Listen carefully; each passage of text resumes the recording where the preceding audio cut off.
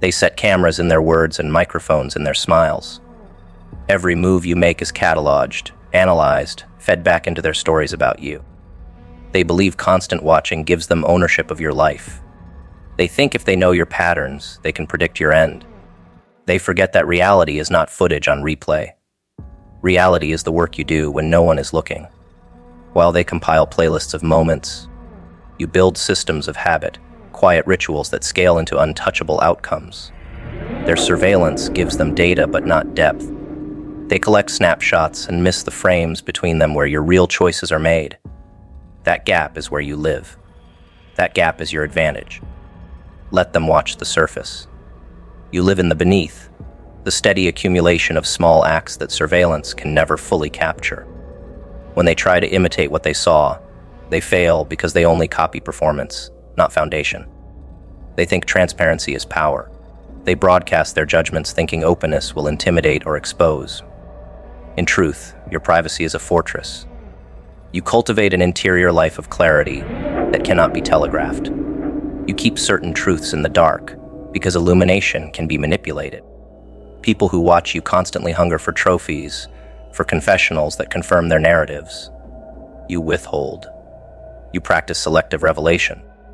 You permit them the theater of believing they understand you, and you enjoy the economy of their assumptions. The more they talk about your moves, the less they actually know.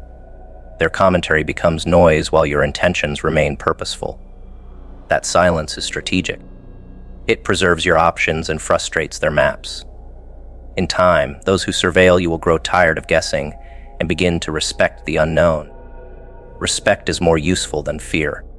Surveillance conditions others to expect certain rhythms.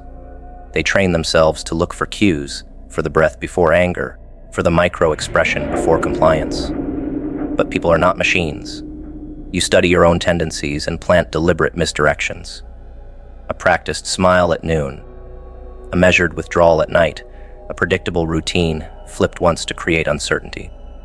When you alter rhythm, they must restart their analysis. That pause gives you leverage. Their models of you become obsolete. They cannot predict what they cannot simulate.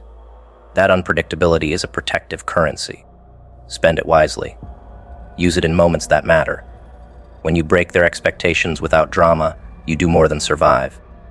You reassign value to your presence because you are no longer a problem to solve, but a force to respect. They assume access equals intimacy. Watching someone through a screen makes them feel close while actually keeping them shallow. They confuse information for understanding. They can quote your past decisions, list your weaknesses, assemble rumors into a dossier. But intimacy requires empathy and patience. You practice both privately. You learn to hold contradiction in your own chest without needing validation for every nuance. Your private work makes public performance irrelevant.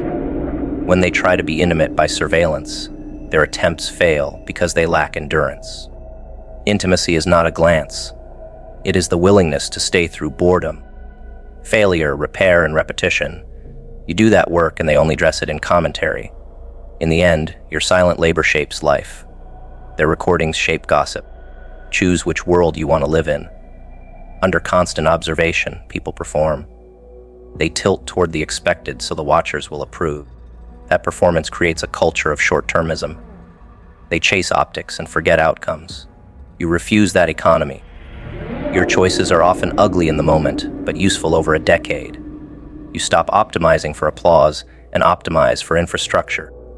You invest in relationships that require effort, not spectacle. You pick projects that compound quietly, where they scrub and edit their lives for approval. You accept the slow accumulation of integrity. This makes your trajectory boring to them at first, because it lacks drama. Boring is dangerous when the alternative is noise. Quiet persistence builds empires. Spectacle builds followers. Decide what you want, standing under their gaze. Many people shrink or explode. You take another path. You strengthen the boundary between what is observed and what is sovereign. Boundaries are not walls to be breached. They are maps of intent. You articulate them once and live by them steadily. When someone expects you to negotiate your limits for their comfort, they misread you. Your consistency makes them reassess whether being close is worth the labor they imagined. They wanted influence at low cost. You offer none. You price your presence in terms of trust, labor, and reciprocity. When surveillance becomes a tool to cajole you into compromise, you refuse. That refusal is not cruelty. It is preservation. People who cannot honor your boundaries will either adapt or fade away. Either outcome is useful. They imagine they can manipulate narratives because they replay your mistakes like facts. They forget the frame around the mistake. You contextualize your life privately, so mistakes are lessons rather than final judgments. People who watch only the footage mistake the lesson for the story. You treat errors like data points in a forecast, not like destinies. This keeps you resilient. While the watchers smear, you iterate. You change the inputs, adjust the habits, shift the tempo. That iterative mindset is invisible to observers focused on headlines. It is the quiet engine of reinvention. Every iteration erodes the credibility of surveillance because it reveals adaptability. What they thought was a pattern turns out to be growth. Their certainty diminishes. Growth sustains. Certainty of others is temporary. Invest where life improves, not where approval lasts. Surveillance makes people believe they are entitled to explanations. They want admissions, confessions, theatrical closures. They demand that life be legible for their convenience. You give them none of it. You answer only with results. You let your life be evidence. This frustrates them because it denies the drama they crave. Your outcomes make narrative-driven critics irrelevant. They cannot keep pace with a life anchored in competence. This is less about being enigmatic and more about being effective. The less you explain, the clearer your priorities become. Your resources stop flowing into justifications and start going into production. Practicality is the antidote to surveillance. When you measure your actions by what they produce, not by how well they are documented, you become unstoppable. They attempt to control the social script by constant commentary. They use networks to amplify fear, to make temporary judgments feel permanent. You respond differently. You curate influence, not commentary. You seek alliances with people who build and do not simply narrate. You invest in relationships that compound time and trust. Your network becomes an operating system, not a mic. While the watchers broadcast, your allies construct. This creates asymmetric advantage. They have volume, but you have velocity. Volume gets louder. Velocity wins races. Building with people who move silently alongside you renders the gossip irrelevant. Their microphones are useless against coordinated action. You read the motives behind the words, and that alone made you dangerous. They expected you to only hear the surface, to swallow every compliment, every excuse, every apology as if it were truth. But you stopped listening for tone and started listening for intent. A person may say they support you, yet their eyes reveal hesitation. Their timing reveals envy. Their delivery reveals control. You understood that words are often camouflage, designed to hide the real agenda. By stripping them of that protection, you see what others miss. And nothing unsettles someone more than realizing their masks no longer work on you. You are not reacting to the sentences. They are noise. You are studying the architecture of the motive behind them. And that is what makes you immune to their manipulation.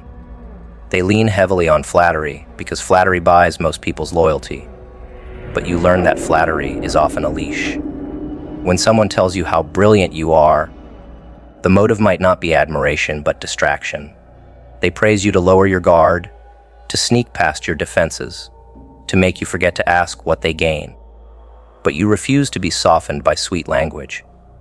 You weigh every compliment against the context, against the pattern of their actions, against the silence between their lines. When you detect hidden leverage behind praise, you smile, but you never bend. This unsettles them deeply, because people who rely on flattery hate facing someone who sees through its disguise. Apologies are another mask they use. They will apologize with words, but not with behavior. They want you to hear sorrow in their tone, but never see change in their patterns. You no longer take apologies as proof. You take them as tests. You read the motive. Is this apology a bid for peace, or is it a bid for access? Do they want forgiveness because they value the connection, or do they want it because they fear losing control. This shift in perspective frees you from being manipulated by rehearsed regret. You look at repetition, not rhetoric. That distinction protects your future from cycles disguised as reconciliation. In relationships, motives behind words are often sharper than the words themselves. A partner says they love you, but you listen to whether their love is possessive, fearful, or genuine. A friend says they support you, but you measure whether their support thrives only when you are beneath them. By reading motives, you filter who belongs close and who belongs distant.